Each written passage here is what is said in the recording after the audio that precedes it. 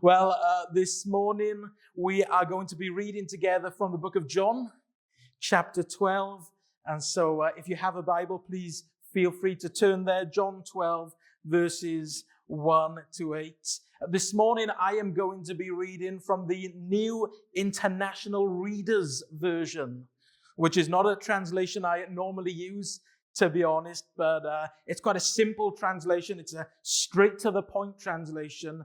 And it just captures really well the events which we are about to read about in these verses. You, of course, are free to read in whatever translation it is that you normally use. But here it is. Let's dive straight in this morning. John chapter 12, beginning at verse 1. It says, "It was 6 days before the Passover feast. Jesus came to Bethany, where Lazarus lived. Lazarus was the one Jesus had raised from the dead. A dinner was given at Bethany to honor Jesus. Martha served the food. Lazarus was among the people at the table with Jesus. Then Mary took about a pint of pure nard. It was an expensive perfume. She poured it on Jesus' feet and wiped them with her hair. And the house was filled with the sweet smell of the perfume. But Judas Iscariot didn't like what Mary did. He was one of Jesus' disciples, and later he was going to hand Jesus over to his enemies. Judas said, 'Why wasn't this perfume sold? Why wasn't the money given to poor people? It was worth a year's pay.' He didn't say this because he cared about the poor. He said it because he was a thief. Judas was in charge of the money bag. He used to help himself to what was in it." Verse 7, "Leave her alone," Jesus replied. "The perfume was meant for the day I am buried. You will always have the poor among you, but you won't always have me." And you may want this morning just to keep that passage open in front of you, because what I want us to do very simply this morning is just to walk slowly through that passage that we have just read. And as we journey through it, I'm going to bring in some points which I really do believe the Lord wants to speak to us about this morning. But I want us to pay particular attention today to the latter part of verse 3. Verse 3 says, "Then Mary took about a pint of pure nard, which was an expensive perfume. She poured it on Jesus' feet and wiped them with her hair." And here it is. The house was filled with the sweet smell of the perfume.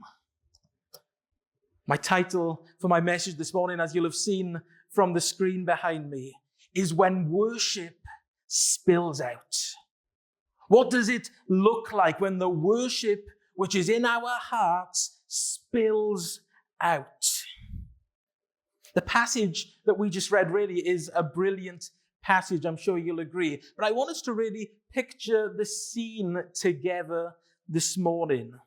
In that passage, we see that Jesus was in Bethany, which was the town where Lazarus lived. They weren't in Lazarus' house, but they were in the town where Lazarus lived. And in fact, other Gospels writers who cover this event tell us something that John doesn't give us. And they say that this meal took place in the home of a guy called Simon, who was once a leper, but Jesus had healed him. There were likely around 20 people in the house. We know that Jesus was there and his disciples were there. Mary was there. Martha was there. Lazarus was there. There was Simon the leper, who wasn't a leper anymore. He was there. And there were probably some other friends and relatives of Simon who were also present. And verse 2 tells us that this meal was given to honor Jesus. It was basically like a thank you dinner, a thank you meal from Simon, and probably also from Mary and Martha and Lazarus, to show their appreciation to Jesus for all that he had done and for the impact which he had had on their lives. We're told that Martha cooked the food. And we've heard about Martha cooking food for Jesus before, haven't we? When Jesus was in the home of Mary and Martha. And Mary was sitting and just really enjoying the presence of Jesus, whilst Martha did all of the work and all of the cooking.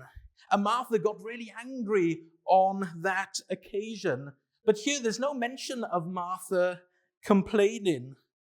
You know, one of Martha's ways of expressing her love and her worship was through service. And I think Martha came to embrace that. She is serving Jesus. She's serving her master who has done so much for her and for those around her. Her love for Jesus and her longing to worship him began in her heart, but it spilled out into action and service. She expressed that through the hospitality that she showed to Jesus and to his followers.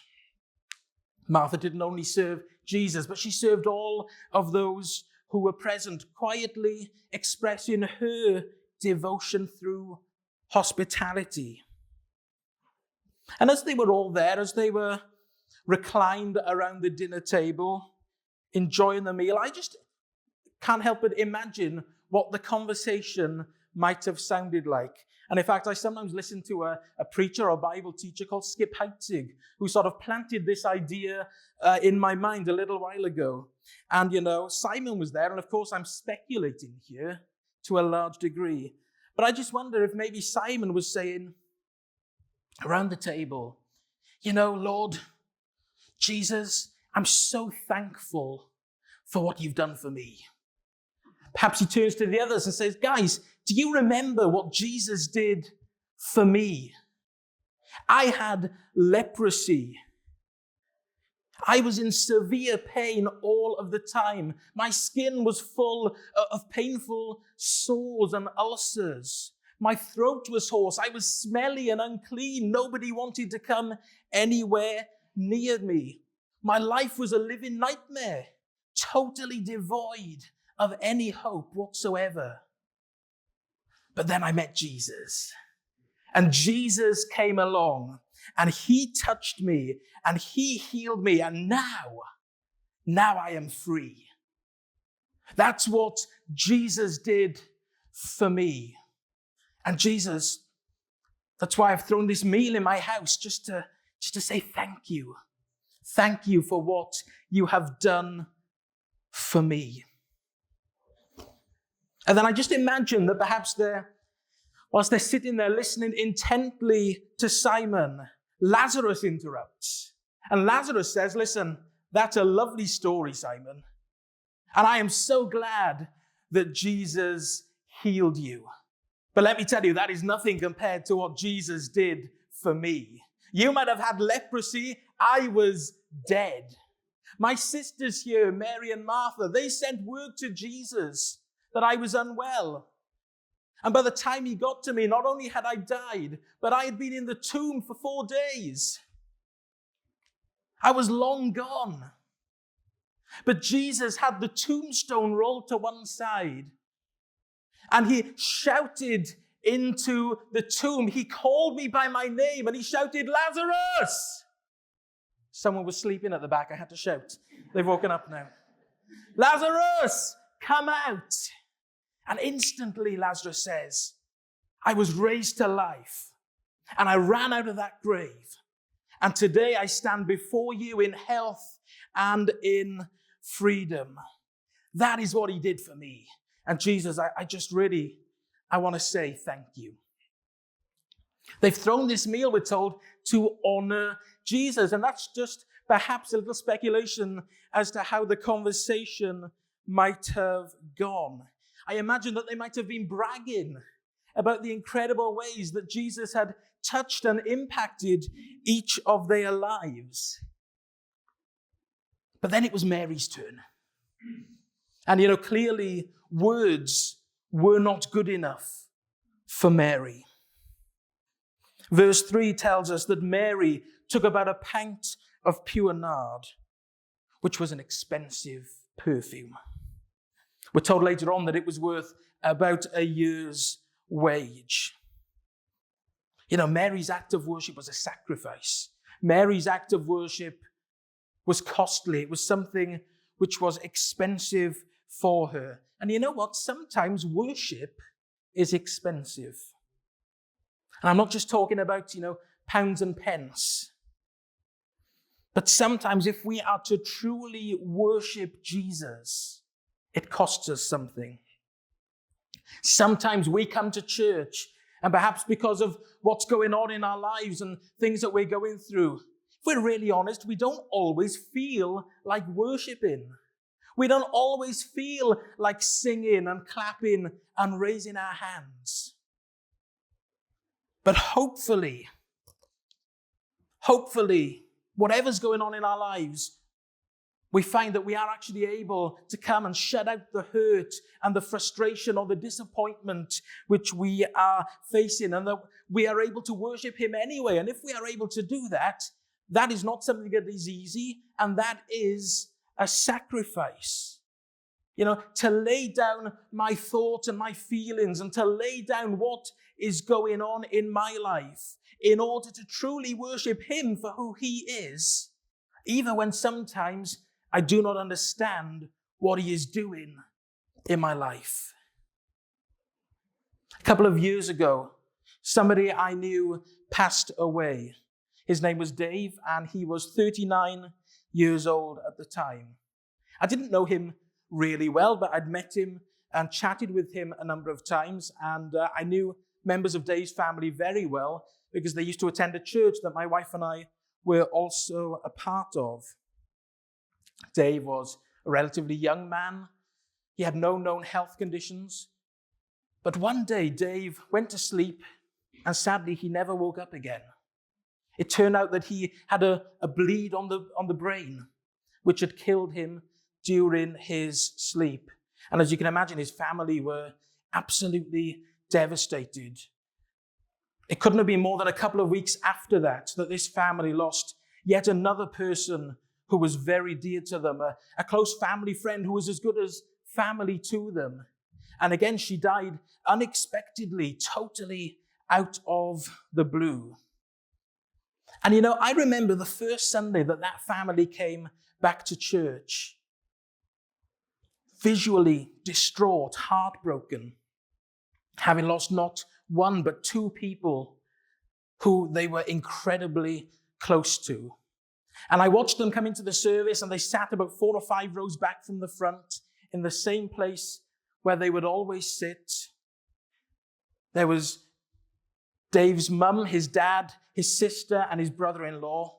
And I watched them visually distraught, and yet in the worship, they were singing at the top of their lungs, arms raised in the air, giving it their all. And to be honest, to witness it, it was very moving to see that despite everything that was going on, they must have had questions, they must have had confusions. Who knows, maybe they were even experiencing anger over what had happened. And yet they came to church and made a decision that day that, you know what, we're going to fix our minds on Jesus because he is worthy of all of our worship. We're going to pour out our hearts to him. That was a sacrifice of worship that day. That was expensive worship. It might not have cost them anything financially, but that was costly worship. And Mary's worship was costly. It was expensive. It was sacrificial, but she did it because she understood Jesus' value. Or more to the point, she understood the fact that Jesus is invaluable. Yes, this was expensive perfume. It was worth a year's wage. Imagine that. But in comparison to Jesus, its value paled into insignificance. And so back to verse 3, it says, Mary took about a pint of pure nard. It was an expensive perfume. She poured it on Jesus' feet and wiped them with her hair. A real expression of her love and her adoration and her worship. And then here's the line I highlighted at the start to you. The house was filled with the sweet smell of the perfume. Some translations say that the house was filled with the aroma of the perfume. In the Message paraphrase, it says that the fragrance of the oils filled the house. Mary was overcome with gratitude and with worship as she remembered what Jesus had done for Simon, who was once a leper. She was overcome with gratitude as she remembered what Jesus had done for her brother Lazarus. He was dead. We thought we'd lost him, but Jesus raised him from the dead. I'm sure she had her own experiences as well with Jesus, which she was able to reflect on. And words were not good enough for her to express the worship that was in her heart. And so her worship spilled out in this incredible act of love and generosity and selflessness. And the result of her action was that the whole house was filled with the fragrance of Mary's worship. Mary's worship spilled out in such a way that it impacted every single person in that house. There were 20-odd people there, and not only did they witness Mary's worship, but they could sense it. They could smell it. The aroma, the fragrance, the sweet smell of her sacrifice filled the entire place. Do you know that worship has a fragrance? And please understand, when I speak about worship, I'm not only talking about those moments when we come together in church and we sing songs of worship. Yes, of course, that is a form of worship that we love to do together in church. But our worship is so much more than that. Our worship, our truest form of worship, is seen in our lifestyle. You know, I wonder what it would look like if every single one of us lived our lives in such a way that worship was just a part of how we live our life. If our lives as followers of Jesus were marked by worship. You understand what I mean when I say that, don't you? I'm not just talking about that worship is something that we sometimes do, but our lives would be marked by worship. And if our acts of worship and our general attitude of worship was to fill the atmosphere around us, if day by day, whatever we do, whether we're going into our workplace, whether we're going into our school or education setting, whether we're in our homes, whether we're out visiting friends and family, whether we're out doing our shopping, whatever it is that we do day by day, that there would be an aroma of worship that would metaphorically fill the spaces that we dwell in. Do we carry with us an aroma of worship which impacts those around us? Our aim as followers of Jesus should be to live lives which are so filled with worship that actually others sense something of the presence of God through us. That our worship would spill out of our hearts and overflow out of our lives. Paul says in Romans chapter 12, verse 1, "Therefore I urge you, brothers and sisters, in view of God's mercy, to offer your bodies as a living sacrifice, holy and pleasing to God. This is your true and proper worship." We're to offer our bodies to God. We're to offer our lives to God. The way that you live your life is supposed to be a sacrifice of worship. This is about so much more than just coming to church and singing songs on a Sunday. It's about more than even saying thank you, Jesus, as much as we love to thank him for all that he's done. But it's about allowing the worship that's in here, the worship that's in our hearts, to spill out and impact and fill the atmosphere around us. Mary's worship spilled out of her heart, and the house was filled with the sweet smell of Mary's worship. Verse 4. And by now some of you are panicking because I've been talking a little while and I'm only halfway through the passage. Georgina looks like she's going to throw something at me. I'm gonna pick it up, Georgina. Don't worry. We're almost there now. Verse 4 says, but Judas Iscariot didn't like what Mary did. Striking, isn't it? That not everyone celebrated Mary's act of worship. Think what an incredible moment that must have been. And yet it wasn't celebrated by everyone. Judas criticized her.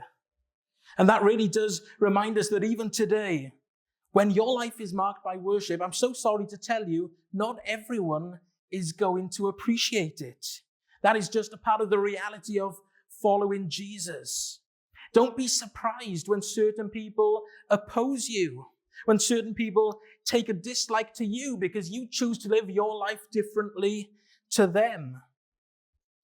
And and here's the really awkward bit, sometimes that can come from people who are not Christians and don't like the fact that you are.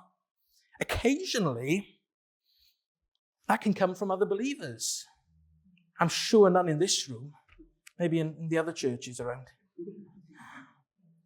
But sometimes when someone sees you running after Jesus wholeheartedly, when they see you living out a lifestyle of worship which spills out and affects the atmosphere and affects everything which you do, and they notice that the atmosphere changes in an incredible way, in a positive way, when you enter or leave a room.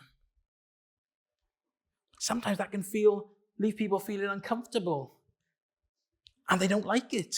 And so we have to expect opposition. Judas Iscariot didn't like what Mary did. He was one of Jesus' disciples. Later, he was going to hand Jesus over to his enemies. Judas said, why wasn't this perfume sold? Why wasn't the money given to poor people? It was worth a year's pay. But here's the thing, verse 6. He didn't say this because he cared about the poor. He said it because he was a thief. Judas was in charge of the money bag, and he used to help himself to what was in it. Judas's criticism here reveals the nature of his heart. Because the Bible tells us that the mouth speaks what the heart is full of. Other translations say that out of the abundance of the heart, the mouth speaks. Judas was surrounded by people whose hearts were full of worship. Simon, Lazarus, Mary, Martha. Their hearts were full of worship, which meant that their words were filled with worship and their actions were filled with worship. And the atmosphere had been filled with the fragrance of the worship. But Judas's heart was critical and deceptive. And so his words matched the condition of his heart. Judas did not like what Mary did. But guess what? Jesus did. Jesus liked it. And for some of us, we spend too much time getting far too caught up on what other people think and what other people are saying. And we've got to stop and ask ourselves, what does Jesus think? What's Jesus saying right now? What does Jesus have to say about the way that I'm living my life? What does Jesus have to say about my lifestyle of worship? And what did Jesus say? He said, leave her alone. I love that. Leave her alone. The perfume was meant for the day I am buried. You will always have the poor among you, but you won't always have me. In other words, Jesus is saying, she's showing kindness to me now before I die. The perfume was supposed to be used when Jesus had died, but Mary decided not to wait until his death. She wanted to pour out her worship personally at his feet. She was showing him her worship and her kindness before he died. And Jesus was pleased with her sacrifice. And the good news for us today is there is no barrier between us and the Lord. We are able to pour out our worship to him personally at his feet. And so as we reflect on Mary's worship, her sacrifice, her devotion, It leads me to ask as I finish, what about us? What about us? What does our daily worship look like? What might it cost us this week? I know we don't like it when things cost us.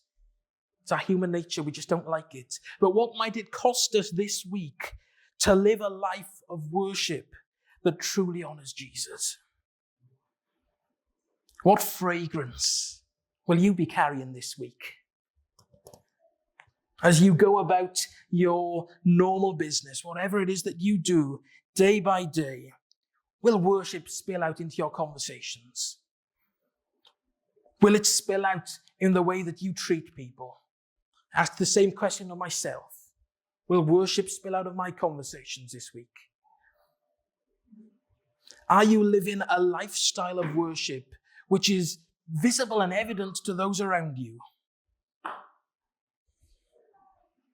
Are you willing to worship Jesus unashamedly this week in the way that you live, in a way that isn't fearful of what others might be saying or thinking?